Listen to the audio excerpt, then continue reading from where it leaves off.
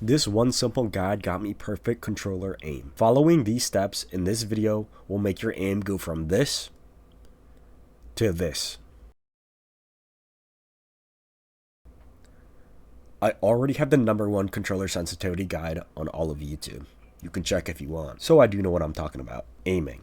This method will get you a really good sensitivity. However, if you want a more in-depth guide that does require a little bit of math and to use advanced settings, I have that video linked below. If you don't want to do that, just keep watching this video. To start with, you need to decide on a horizontal sensitivity. It truly does not matter what horizontal sensitivity you want, but you need to choose one. Once you choose a sensitivity in this video, you cannot change it or you will have to redo the whole process. For me personally, I like a low sense. I use 40 horizontal sensitivity, but I know a lot of people play on the range of 90 to 100 horizontal sensitivity. Just choose one that you are happy with. Once you are happy with your horizontal sensitivity, we are going to go into the shooting range. I want you to choose the operator that you have the most confidence on. This is your round 9 OT match point clutch operator. Now I highly recommend not using the SMG-12.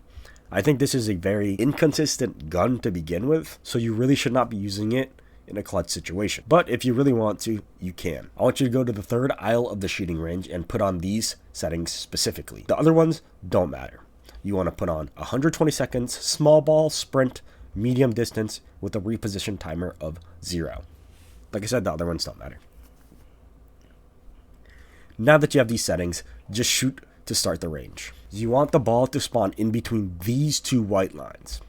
If it's not in between these two lines, just shoot the ball until it spawns in between the lines. Once the ball is in between the lines, just track the ball with your reticle. This is a very important step. You should not be trying to track it. I just want you to move your thumb to the spot where you feel like the ball should be tracked perfectly. In other words, just move your right stick the amount that you think the ball should be tracked at, and then adjust your sense until the ball is being tracked with the movement. Now it's kind of weird to explain, but basically you should be adjusting your sense rather than your thumb positions. You want to be holding your thumb in the same spot and then raising or lowering your sensitivity so that you are tracking the ball perfectly. Now, whatever gun you're using, whether it's a 1X or an ACOG, make sure you're only adjusting that sensitivity. This means that you should not be playing on standard sensitivity or you should not be touching your other scope sensitivities. Only adjust the scope that you are using. Once it feels perfect, as in the reticle is tracking the ball perfectly at the correct thumb position, you're officially done with this step. Now, at this point, you should have your horizontal sensitivity chosen and whichever ADS, your 1X or your ACOG chosen. For now, you're not going to find your other scope sensitivity, 1X or ACOG. You could do that later, but we're going to go over back to the first aisle of the shooting range to the targets, and we're going to work on your recoil control. So this is going to sound a little bit weird, but this is your go-to round 9 gun. So you want to have natural recoil with it. Now, what I mean by this is you're not going to want to look at how your gun is shooting and adjust. You're going to want to pull down your thumb basically, and you're going to want it to be controlled. So what you're going to want to do for this is you're either going to close your eyes or look away from your monitor and shoot your gun and try to control it. After you finish shooting your gun, you're going to be able to see your recoil spray. If it looks something like this, it means you need to increase your vertical sensitivity. And if it looks like this, you need to decrease your vertical sensitivity. Once it looks something like this, you're done.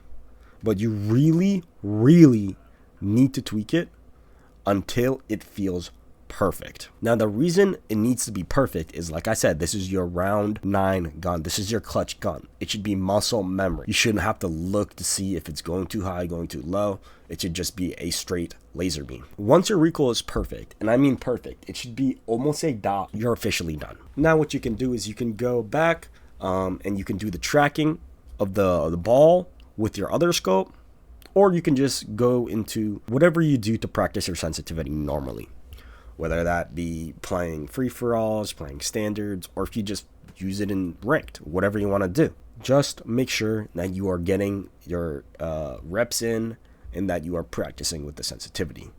I highly recommend not changing your sensitivity for at least a week after finding it. Changing it too much is bad and will lead to you having worse aim. Now, I'm going to address a couple things that people say whenever I recommend this to them. that it's too slow or that they can't flick enough. If your aim is too flicky right now, you are a bad aimer. Flicking is really bad in Rainbow Six Siege. The ideal movement is very slow, very consistent. You want to rely more on your crosshair placement than having to flick. If you watch most of the top players, their first kill is never a flick.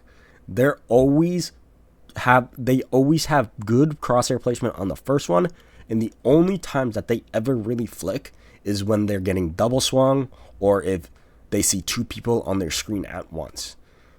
If your first kill is a flick, you have bad crosshair placement. Now that's an issue that you can solve differently and that I can make a separate video to cover.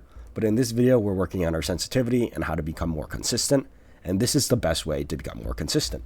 Like I kind of mentioned previously, I'll be posting more of these tutorial type videos on callouts or crosshair placements, positioning, whatever you guys really want to see.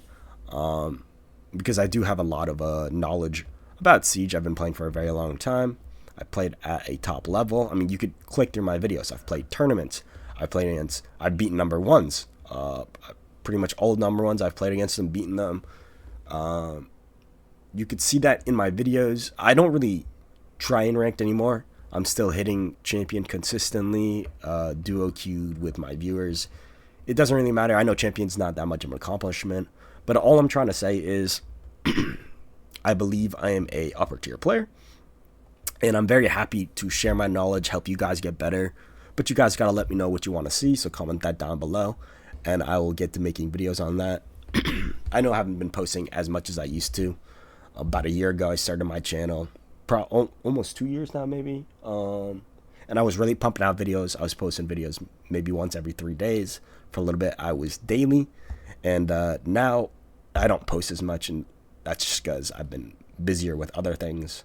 But to be honest, after watching this most recent invite for a little bit, my passion has been coming back into creating more content. So please let me know what you guys want to see, and I will get started helping, and I will get to making those types of videos. I hope you guys enjoyed. Please like the video if you did, share it with somebody who you think will need to see it. And if you really truly did enjoy it, a sub would be greatly appreciated. Thank you so much, and have a great day.